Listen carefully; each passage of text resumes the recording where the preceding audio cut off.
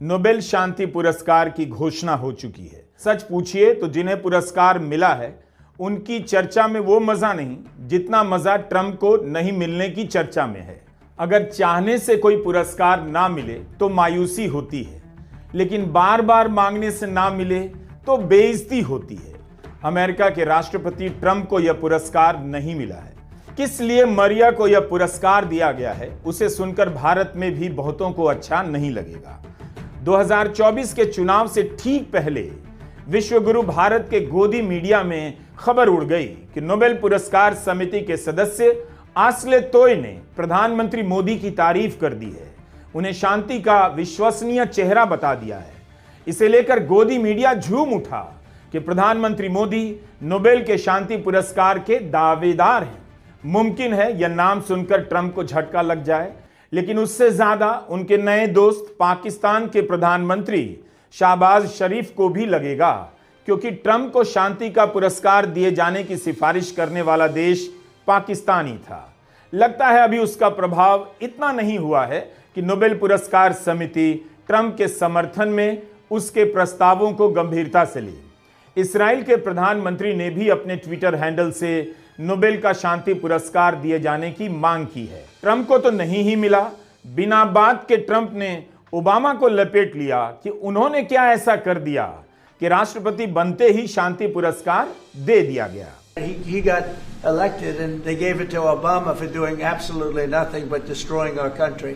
No, he was not a good president. The worst president was Sleepy Joe Biden, but Obama was not a good president. से इसी साल जनवरी के महीने में Trump ने मरिया Corina मचाओ की तारीफ की थी और मुक्त वेनेजुएला के लिए लड़ रहे लोगों को स्वतंत्रता सेनानी कहा था। अब ट्रंप क्या करेंगे पता नहीं। ट्रंप अगर इतने ही गंभीर थे तो कम से कम रक्षा विभाग का नाम डिपार्टमेंट ऑफ वॉर नहीं रखना चाहिए था। लेकिन यह दिख रहा था कि नोबेल शांति पुरस्कार पाने के लिए क्या क्या कर रहे थे। खुद ही 50 बार बोल चुके हैं कि भारत और पाकिस्तान के बीच जंग रुकवा दी, और भी कई देशों के बीच जंग रुकवा दी। गार्डियन अखबार ने लिखा है कि ऐसा कभी नहीं हुआ कि किसी राष्ट्रपति की विदेश नीति नोबेल पुरस्कार पाने की चाहत से इस हद तक प्रभावित रही हो। अपने आप को शांति का राष्ट्रपति कहने वाले ट्रंप रक्षा विभाग का नाम डिपार्टमेंट ऑफ वॉर रखते हैं।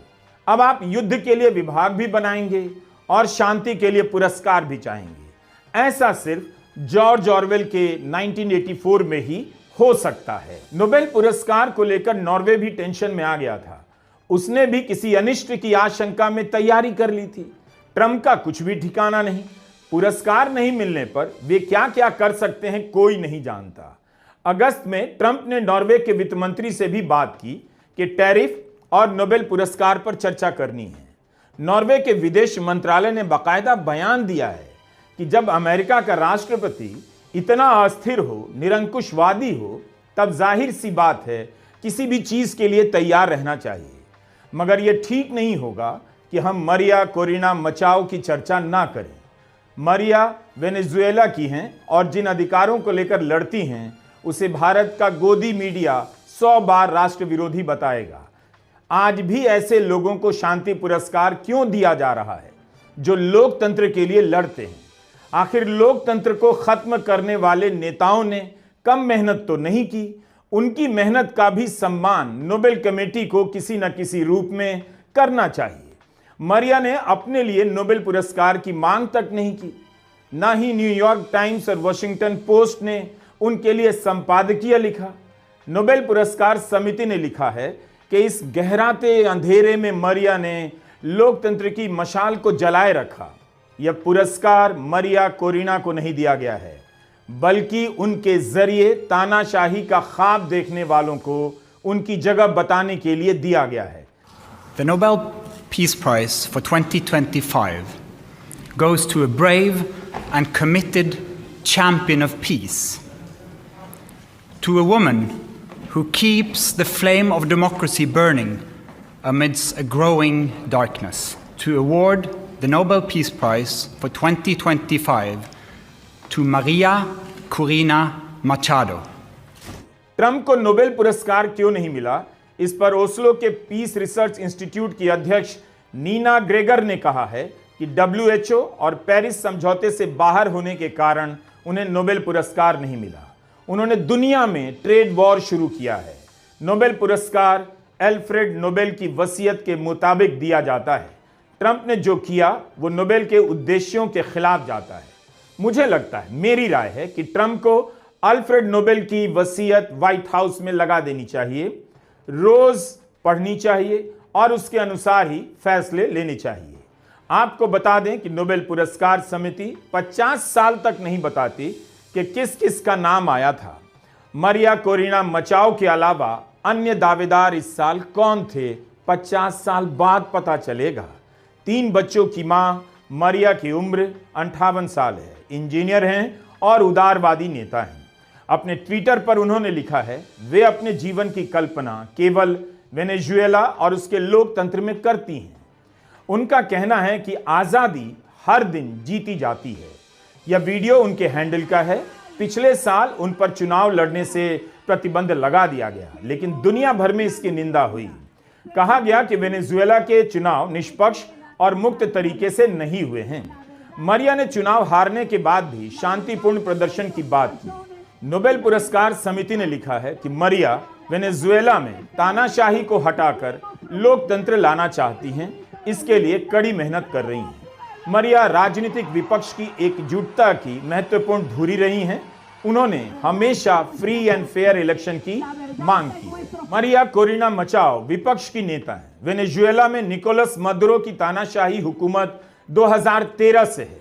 यह हुकूमत हर तरह से विपक्ष को कुचल रही है, मुकदमे में फंसा रही है विपक्षी नेताओं को और जेलों में डाल रही है। नोबेल पुरस्कार समिति ने लिखा है कि स्थायी शांति के लिए लोकतंत्र बहुत जरूरी है। आज दुनिया में तानाशाही शासकों का दौर चल रहा है जो नियमों को कुचल रहे हैं और हिंसा का सहारा ले रहे हैं। हम देख रहे हैं कि दुनिया भर में ऐसा होता जा रहा है। जो सत्ता में है वे नियमों के आधार पर शासन का पालन नहीं कर रहे। आजाद मीडिया को चुप कराया जा रहा है, आलोचकों को जेल में डाला जा रहा है, समाज को सैनिक और तानाशाही के शासन की तरफ धकेला जा रहा है। 2024 में पहले के वर्षों की तुलना में ज्यादा चुनाव हुए, लेकिन बहुत कम चुनाव ऐसे हुए जो फ्री और फेयर थे। वेनेजुएला के बारे में कहा जा रहा है, यह सब सुनने में कई बातें भारत के बारे में लग रही हैं। इसमें दोष नोबेल पुरस्कार समिति का नहीं है। समिति ने कहा है कि अपने लंबे इतिहास में उसी को सम्मानित किया गया है जिसने इस तरह के दमन का विरोध किया। मारिया मचाओ उनमें से एक है। जब सत्ता तानाशाही के कब्जे में आ जाए तब जरूरी होता है कि ऐसे साहसिक लोगों को सम्मानित किया जाए जो उठ खड़े होते हैं और विरोध करते हैं। लोकतंत्र उन्हीं लोगों पर निर्भर करता है जो चुप रहने से इनकार कर देते हैं। मारिया की जान को खतरा है, इसलिए वे पिछले साल अगस्त से भूमिगत हैं। आज सारी दुनिया उनके बारे में जान रही है और बात कर रही है। नमस्कार, मैं रवीश कुमार।